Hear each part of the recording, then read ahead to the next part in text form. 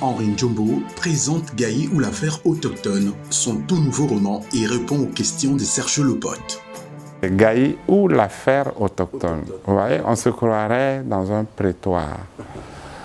Et il faut lire simplement pour comprendre de quoi il est question. Et là-bas, il n'y aura pas d'avocat, il n'y aura pas de juge, il n'y aura pas... Mais on se trouvera dans une ambiance qui reflète ce contexte et qui appelle la prise de décision en tenant compte de la nécessité d'harmoniser les rapports entre les différentes communautés nationales. Il faut rationaliser ces rapports. Quand ils sont faits d'injustice, il faut corriger les injustices. Avant d'aborder la question des Gaï ou l'affaire autochtone, d'abord une mise au point. Henri Njombo, des rumeurs ont circulé vous donnant pour quelqu'un qui aurait perdu toutes ses facultés alors que vous étiez à l'étranger pour raison de santé. En février 2021, vous êtes rentré à Brazzaville et 2 mois plus tard, vous écrivez Le miraculé du vol 352. Comment ça s'explique quand pour certains, vous seriez devenu carrément inapte? On tombe malade.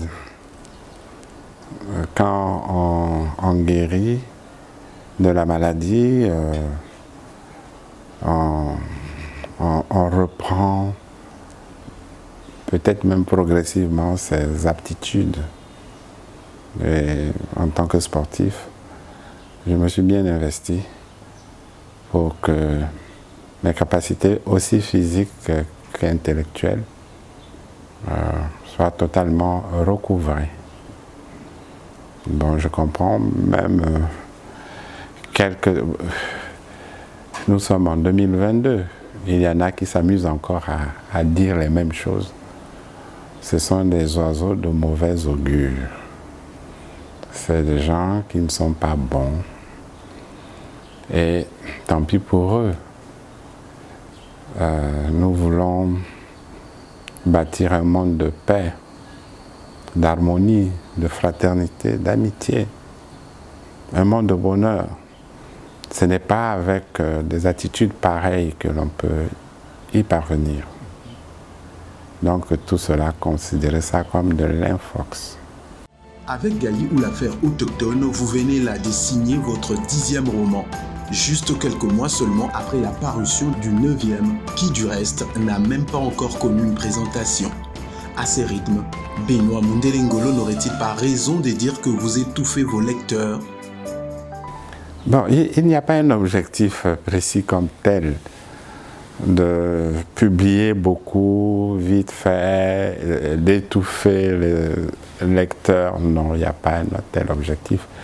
Mais on se livre à l'inspiration. L'inspiration, quelque chose de naturel. Si vous la refusez, elle s'en va. Donc, prenez-la quand elle se présente à vous.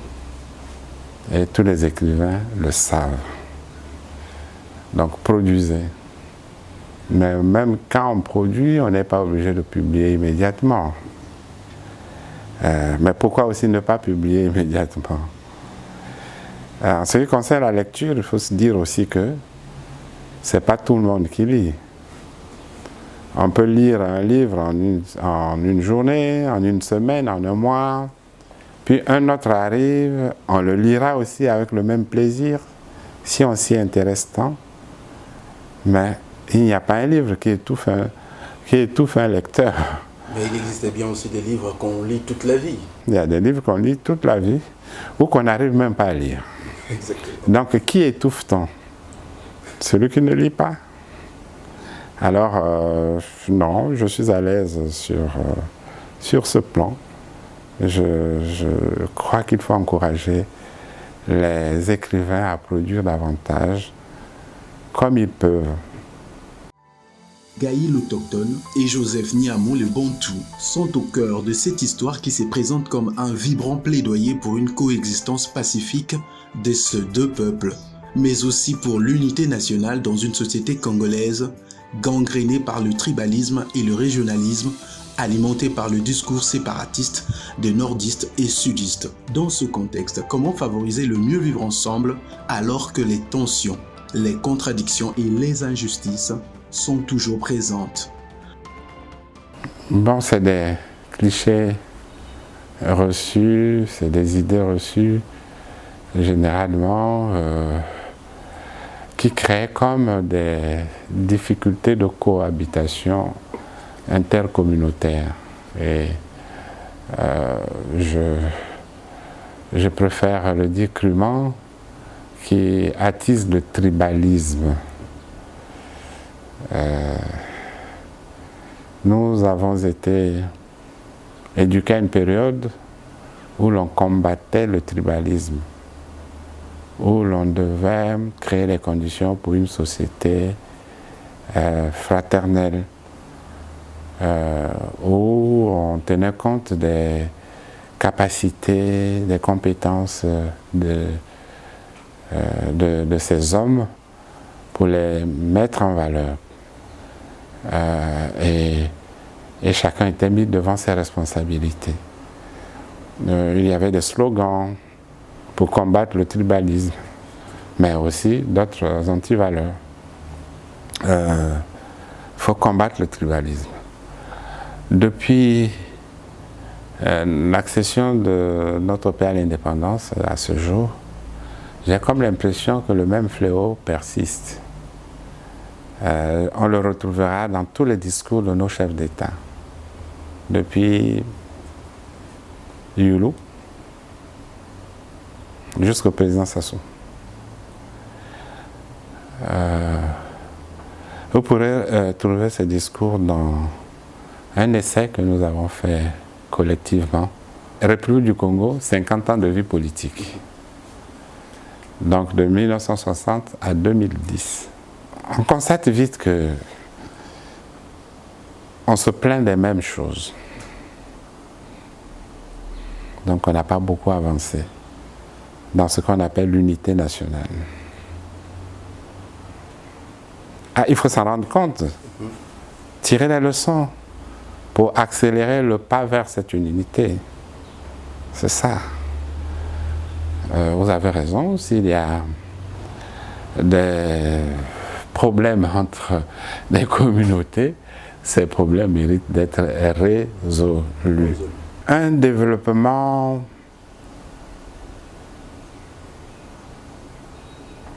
équilibré du pays déjà est facteur d'unité. Mais quand il existe des différences énormes sur le plan du développement des terroirs, déjà on instaure là une sorte d'inégalité. Et oui, bon, c'est notre aspiration. Il faut instaurer un développement intégral et équilibré. Un développement durable pour tous. Oui. Bon, les différents programmes que le gouvernement a lancés, réalise et tout ça, visent cet aspect, visent donc l'unification nationale. Quels sont selon vous les moyens à mettre en œuvre pour faire avancer une société humaine fondée sur l'entraide, la solidarité et le respect mutuel? Il y a un grand travail de sensibilisation et de conscientisation à faire à l'endroit de toutes les communautés. Il faut le faire parce que cette situation est relative. Dans certaines zones, certains pays, et dans certaines zones du Congo, elle est différenciée. Il y a des avancées que l'on peut constater aisément, mais dans la plupart des cas, c'est encore une arriération criarde à laquelle on assiste et qui mérite que on développe des actions intelligentes, pertinentes, qui vont transformer, pas en un jour, progressivement les consciences pour que tous les tabous qui sont dressés sur la voie de l'unité et de la cohésion sociale puissent tomber. Il faut pour cela un programme. S'il n'y a pas un programme, admettons qu'il n'y ait pas de programme scolaire, comment on ferait avancer les enfants à l'école pour dire qu'il a tel niveau, tel autre niveau et qu'il est devenu un cadre? Il faut un programme, absolument. Je suis convaincu que c'est à base d'un programme suivi, appliqué, que nous arriverons à lever les écueils qui se posent sur la voie de l'unité nationale. Dans le chapitre 13 du roman, Gaï l'Autochtone se trouve à l'université à Brazzaville. C'est pour autant dire que les études, même au plus haut niveau, ne peuvent être considérées comme un luxe pour les autochtones. Les enfants autochtones sont très intelligents. Ils ont une connaissance précoce liée à leur proximité de la nature. Donc, ils apprennent très vite. C'est un tort que de ne pas leur offrir les conditions propices pour leur éducation, au même titre que les Bantous. Mais il y a des écoles spécialisées qui s'occupent des autochtones. Ben, ces écoles, comme aussi l'école publique, connaissent des difficultés de fonctionnement. Donc, rien n'est lisse sur cette voie-là. Il faut, bien sûr, comme je l'ai dit, apporter ce qu'il faut pour que, dans le cadre des programmes, on ait des réalisations réussies. Il faut des réalisations réussies. Beaucoup d'efforts sont consentis, mais ils ne suffisent pas encore. Et à la fin de cet ouvrage, on voit... À la fin de votre roman, les deux héros s'envolent pour New York, aux États-Unis d'Amérique, invités à s'engager pour la question autochtone, une question qui, pour vous, doit trouver son juste règlement avec l'implication des peuples concernés, seuls aptes à tracer la voie à suivre. Ben justement, c'est pourquoi les Nations Unies les ont recrutés, parce qu'ils étaient de grands spécialistes de la question autochtone. À partir de petites expériences vécues localement, ils avaient des contributions à faire. Et on les a chargés de mener un projet mondial sur la promotion des droits des peuples autochtones du monde entier.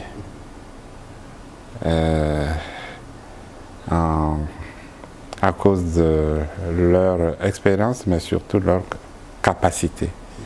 Parce qu'ils ont atteint un degré supérieur de formation et aussi publié de nombreux de nombreux articles sur la question qui ont ému le monde, qui ont ému les Nations Unies. Et maintenant, il faut passer aux actes concrets parce que localement, il est difficile de faire bouger les choses. Votre récit est à mi-chemin entre fiction et réalité, qui laisse transparaître au-delà de la question autochtone une sorte d'interpellation collective pour une meilleure vie pour tous. Qu'en pensez-vous? Nous vivons dans la même société. Nous sommes observateurs de cette société. Et nous ne pouvons pas être insensibles aux problèmes qui s'y posent. Et pour ne pas apporter des solutions. On évoque ces problèmes, pas forcément pour dénoncer, c'est pour dire qu'ils existent et qu'il faut y apporter des solutions. Et chaque fois, il y a des solutions qui sont proposées. Qu'est-ce qu'on peut retenir en définitive de ce roman? Ce que je veux en ce qui concerne le statut des autochtones, c'est qu'à tous les niveaux, qu'on prenne conscience des problèmes qui se posent à ces communautés et que l'on y apporte des vraies solutions, mais que l'on considère leur volonté, que l'on parle avec eux pour savoir la manière la plus appropriée de résoudre leurs problèmes. Il faut savoir que les autochtones sont répartis sur l'ensemble de la planète et que partout ils vivent presque les mêmes problèmes d'exclusion. Est-ce que nous avons le droit de de pérenniser cette problématique? Non. Donc je pousse les uns et les autres à la réflexion et à l'action. Vous avez présenté aujourd'hui Gaï ou l'affaire autochtone. Qu'en est-il alors du roman Le Miraculé du vol 352 paru pourtant quelques mois plus tôt? Ce n'est pas parce que finalement c'est vous-même ce miraculé du vol 352? Non, je n'étais pas dans un avion qui a craché. Non. C'est de l'imagination. Attendez, vous voyez, comme je dis toujours, ici il s'agit d'une dissertation. La dissertation, bon, l'énoncé c'est: vous êtes dans un avion et puis subitement il perd de l'altitude. Vous voyez qu'il va s'écraser. Et puis vous êtes le seul rescapé. Racontez les choses.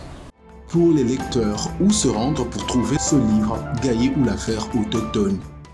On le trouve déjà à Brazzaville, au Congo, particulièrement dans la librairie des Pêches de Brazzaville, de Emard, de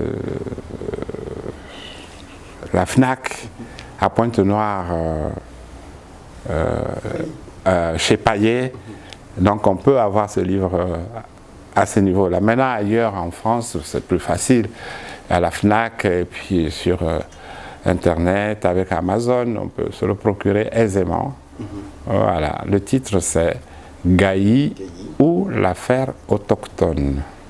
Dernière question, un peu plus personnelle. Alors que d'aucuns pensaient de vous ministre à vie, j'exagère bien évidemment, pour y avoir resté pendant plusieurs années, et vous en êtes sorti. Que s'est-il passé? Non, ça c'est pas... Non, il n'y a pas une réponse à ça. Vous savez, quand on est en politique, il faut savoir que... Je le disais souvent à des collègues. Regardez devant là-bas. Il y a comme une lumière au fond du couloir. C'est la porte de sortie du gouvernement. Celle d'entrée est derrière nous. Préparez-vous à marcher vers cette sortie et à la vivre avec sérénité. Donc il ne faut pas se satisfaire des positions, peut-être pas ponctuelles, mais des positions que l'on occupe pour croire qu'on est éternel. Non. Nous avons une autre éducation. Quand vous êtes dans une équipe, vous savez qu'il y a un chef d'équipe. Il y a un capitaine qui organise le jeu. Et il faut se soumettre à la discipline du capitaine ou de l'entraîneur. Voilà. Et je suis sportif. Ne l'oubliez pas. Donc, avec ce titre, Henri Njombo signe son 10e roman. Il y procède par touches successives à la mise en lumière des univers mentaux et affectifs des communautés dont il parle. Il instruit le procès de ceux qui se complaisent encore dans les discours au lieu de s'engager avec détermination et franchise à assurer dans les faits l'égalité des droits et des chances pour tous. Henri Njombo, merci. Vous avez donc touché l'objet. Très bien.